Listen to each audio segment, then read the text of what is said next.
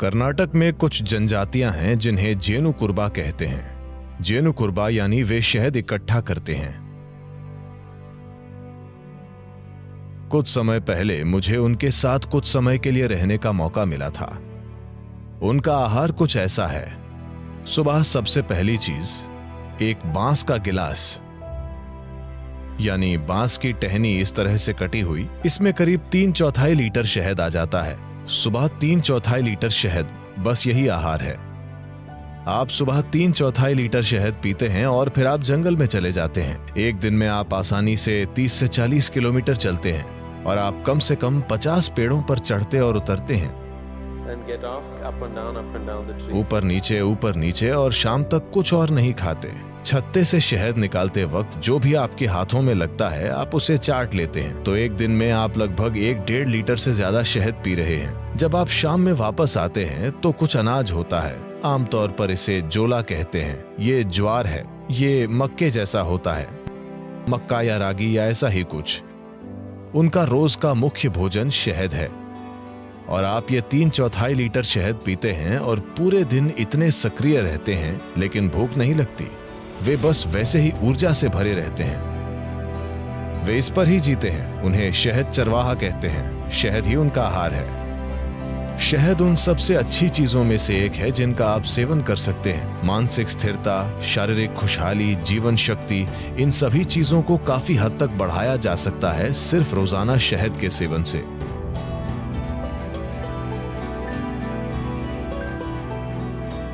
शहद इस धरती पर पाया जाने वाला इकलौता पदार्थ है जिसकी रासायनिक संरचना लगभग इंसान के खून की संरचना की तरह है। अगर आप कुछ चीजें बदल दें तो ये लगभग खून जैसा है। शहद का दैनिक सेवन आपके स्वास्थ्य के लिए बहुत कुछ कर सकता है, खासकर वो लोग जिन्हें अधिक बलगम की समस्या है। यह आपके दिल के लिए बहुत अच्छा है, आपके दिमाग के लिए अच्छा है, यह आपके मन को सतर्क रखता है और ये बहुत ऊर्जा देता है। तो हर दिन शहद का सेवन बहुत कुछ कर सकता है। खासकर अगर आपके पढ़ते बच्चे हैं तो उन्हें रोज शहद का सेवन करना चाहिए। ये उनकी बुद्धि और हर तरह के विकास के लिए बहुत कुछ करेगा। सफेद कद्दू भी। सफेद कद्दू और शहद दोनों चीजें एक साथ मिलकर बच्चों के लिए एक शानदार आहार है, उनकी बौद्धिक क्षमता को बढ़ाने के लिए।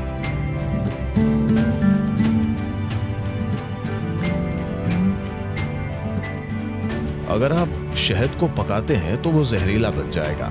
शहद को पकाया नहीं जाना चाहिए। मुझे पता है कि लोग इसे बेक कर रहे हैं, इसे केक और दूसरी चीजों में पका रहे हैं। ये करने के लिए अच्छी चीज नहीं है। अगर आप इसे पकाते हैं तो शहद का कुछ हिस्सा जहरीला हो जाता है। आपको इसे हल्के गर्म पानी में डालना चाहिए, उबलते गर्म पानी में नहीं। अगर आप इसे गर्म पानी में डालते हैं तो ये एक प्रकार का एंजाइम तैयार करता है जो शहद में एक खास तरह का बर्ताव करता है, जिससे इसमें शरीर से वजन हटाने की प्रवृत्ति आ जाती है। अगर आप इसे ठंडे पानी में डालते हैं तो ये एक अलग तरह से बर्ताव करता है और ये शरीर का वजन बढ़ा देता है। यहाँ हम इसका सेवन गर्म पानी के साथ करना चाहते हैं क्योंकि हम चाहते हैं कि सिस्टम खुल जाए। अगर आप सिर्फ सेहत बनाना चाहते हैं, जैसे अगर कोई एनीमिक महसूस कर रहा है, एनीमिया का मतलब है एक स्तर पर खून में लोहा कम हो गया है, मतलब आपकी ताकत कम हो गई है, ठीक है, आपके शरीर की मजबूती कम हो गई है, आप थकावट महसूस करेंगे बिना किसी कारण की थकावट, क्योंकि जब जरूरी लोहा नहीं होता है तो शरीर के हिस्सों तक ऑक्सीजन ले जाने की आपकी क्षमता कम होती है। इसका मतलब है कि आपका शरीर, आपका दिल, आपका मस्तिष्क सब कुछ कम स्तर पर काम करेगा क्योंकि आपके पास पर्याप्त ऑक्सीजन नहीं है।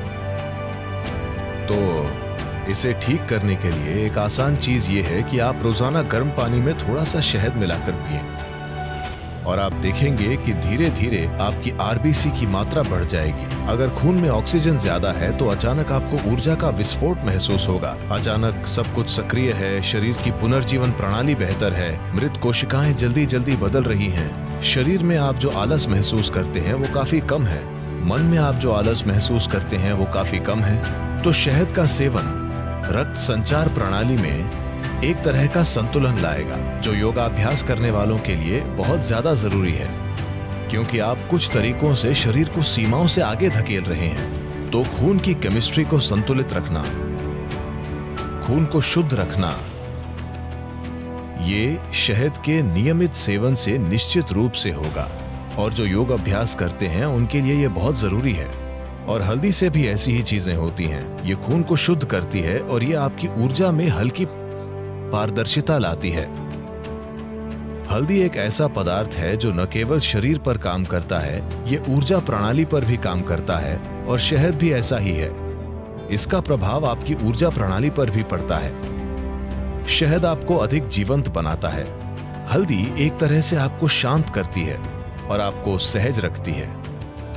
सुबह आप थोड़ा सा शहद, नीम और हल्दी लेते हैं, तो नीम और हल्दी का सेवन थोड़े से शहद वाले पानी के साथ, इसमें शहद बहुत कम होना चाहिए, थोड़े से शहद वाला पानी, इन सभी का साथ में सेवन करना सिस्टम को साफ करने का एक अच्छा तरीका है। Acts as a wonderful way of cleansing the system. इससे सिस्टम में फैलाव आता है, ताकि जब आप साधना करते हैं तो एक चीज ये है कि ये मांसपेशियों में लचीलापन लाता है। दूसरी बात यह है कि मांसपेशियों में लचीलापन आने के परिणाम स्वरूप आप सिस्टम को धीरे धीरे एक अधिक शक्तिशाली संभावना में बदल सकते हैं। अगर आप एक नए स्तर का लचीलापन लाना चाहते हैं तो पहली चीज ये है कि सिस्टम से काफी सारा विषैलापन निकालना होगा।